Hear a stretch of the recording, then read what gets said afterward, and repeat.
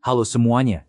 Kalian sadar nggak sih kalau situasi di Timur Tengah sekarang lagi ada di fase paling kritis? Berita terbaru yang bikin merinding. Konflik antara Iran melawan Israel dan Amerika Serikat udah bukan sekadar perang urat saraf lagi. Ini udah masuk ke ranah fisik yang mematikan. Baru-baru ini, Benjamin Netanyahu, Perdana Menteri Israel, bikin pernyataan yang sukses bikin dunia nahan napas.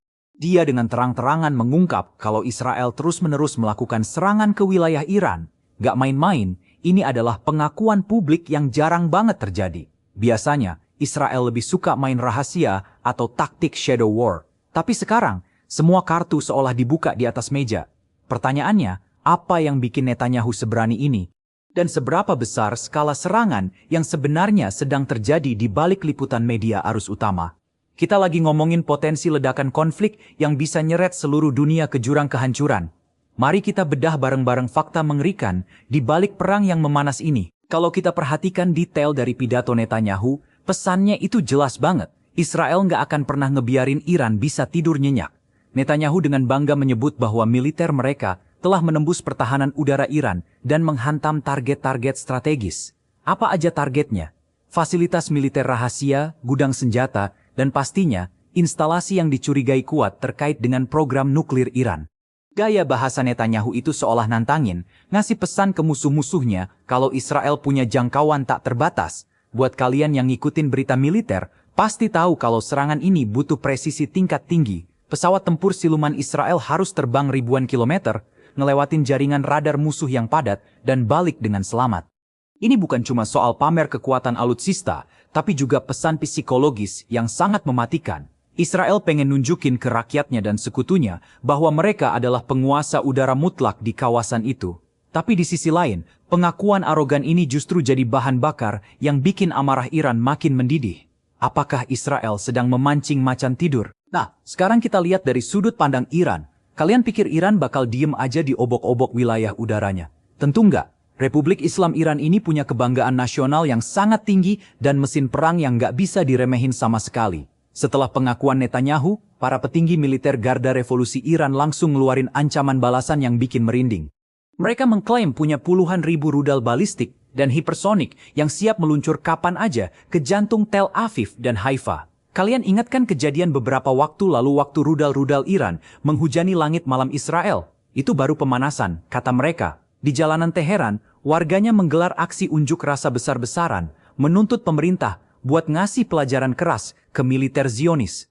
Militer Iran juga dilaporkan mulai memindahkan aset-aset penting mereka ke bunker bawah tanah ekstra dalam yang tahan dari serangan bom penghancur bunker milik Israel. Ketegangan ini benar-benar nyata. Setiap detiknya kerasa kayak nunggu bom waktu raksasa meledak.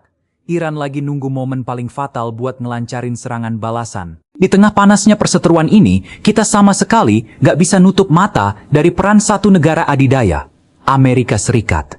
Asal kalian tahu, di balik setiap manuver agresif Israel, ada bayang-bayang Amerika di belakangnya. AS itu ibarat tameng pelindung terkuat yang ngasih jaminan nyawa buat Israel. Belakangan ini, Pentagon udah ngerahin tambahan armada kapal induk tempur dan skuadron pesawat siluman F-22 Raptor ke kawasan Timur Tengah. Buat apa? Jelas buat ngelindungin Israel dari potensi hujan rudal balasan Iran. Selain itu, AS juga secara diam-diam terus menyuplai data intelijen satelit super akurat soal posisi pertahanan udara Iran. Tapi posisi AS ini sebenarnya serba salah dan dilematis. Di satu sisi mereka terikat kontrak moral dan politik buat ngelindungin sekutu utamanya. Tapi di sisi lain, Washington juga panik kalau konflik ini berubah jadi perang regional raksasa. Perang yang pada akhirnya bakal narik ribuan tentara Amerika buat turun langsung berdarah-darah di medan tempur.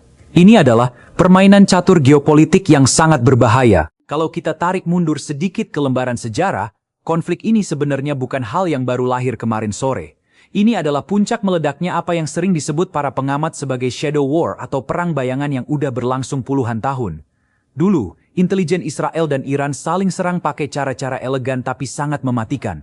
Mulai dari pembunuhan berencana ilmuwan nuklir Iran di tengah jalan ibu kota, serangan cyber mematikan kayak virus Stuxnet yang ngancurin mesin sentrifugal fasilitas nuklir Natanz, sampai sabotase misterius kapal-kapal kargo di Teluk Persia. Dulu semuanya dilakukan secara rahasia di bawah meja. Nggak ada yang mau ngaku secara resmi. Tapi sekarang, Aturan mainnya udah berubah total. Konflik yang tadinya dikubur di bawah tanah, sekarang ditarik paksa ke permukaan oleh pernyataan elit politik. Kenapa bisa gitu? Karena kedua belah pihak merasa jalan buntu. Diplomasi udah dianggap mati. Transisi dari perang bayangan jadi konfrontasi militer terbuka ini adalah hal yang paling ditakutin sama ahli sejarah militer manapun. Ada satu hal yang selama bertahun-tahun jadi mimpi buruk terbesar bagi negara Israel, dan ini adalah alasan utama kenapa Netanyahu begitu agresif. Program nuklir Iran. Bro, ini adalah akar dari segala ketegangan mematikan di kawasan tersebut. Israel punya doktrin militer tak tertulis yang gak bisa ditawar sama sekali. Iran tidak boleh, dalam keadaan apapun, memiliki senjata nuklir. Titik. Kenapa begitu kaku? Karena para pemimpin tertinggi Iran secara terbuka dan berulang kali mengatakan ingin menghapus Israel dari peta dunia. Coba kalian bayangin, kalau negara dengan niat sekeras itu sampai memegang tombol peluncuran nuklir, buat Israel itu bukan cuma ancaman keamanan, tapi ancaman eksistensial. Kiamat buat negara mereka. Makanya, segala operasi militer, sabotase, dan pengeboman yang dilakukan Israel saat ini difokuskan secara presisi buat memperlambat, melumpuhkan, atau menghancurkan fasilitas pengayaan uranium Iran seutuhnya. Fasilitas vital seperti di Fordo yang dibangun jauh di dalam perut gunung berbatu, selalu jadi target utama yang mengintai di radar militer Zionis setiap saat. Pada akhirnya, dari semua manuver licik elit politik, ancaman rudal hipersonik, dan perebutan kekuasaan hegemonik ini, siapa pihak yang paling menderita? Tentu aja rakyat sipil, ibu-ibu yang kehilangan anak kesayangannya, keluarga miskin yang rumahnya hancur rata dengan tanah kena rudal, dan orang-orang biasa yang cuma pengen hidup tenang. Ambisi tanpa batas para pemimpin dunia seringkali harus dibayar mahal pakai darah orang-orang yang gak berdosa. Keadaan memanas di Timur Tengah saat ini jadi pengingat keras betapa rapuhnya perdamaian dunia tempat kita tinggal. Kita cuma bisa berdoa dan berharap ada keajaiban diplomasi sebelum semuanya benar-benar jatuh ke jurang perang total yang memusnahkan. Gimana menurut perspektif kalian? Apakah perang besar ini udah benar-benar gak bisa dihindari lagi? Atau masih ada celah harapan buat perdamaian? Coba tulis opini jujur kalian di kolom komentar di bawah. Jangan lupa buat subscribe channel Pemuda Pos ini, like videonya, dan share ke teman-teman kalian biar kita semua melek sama realita dunia. Sampai jumpa di analisis sejarah berikutnya.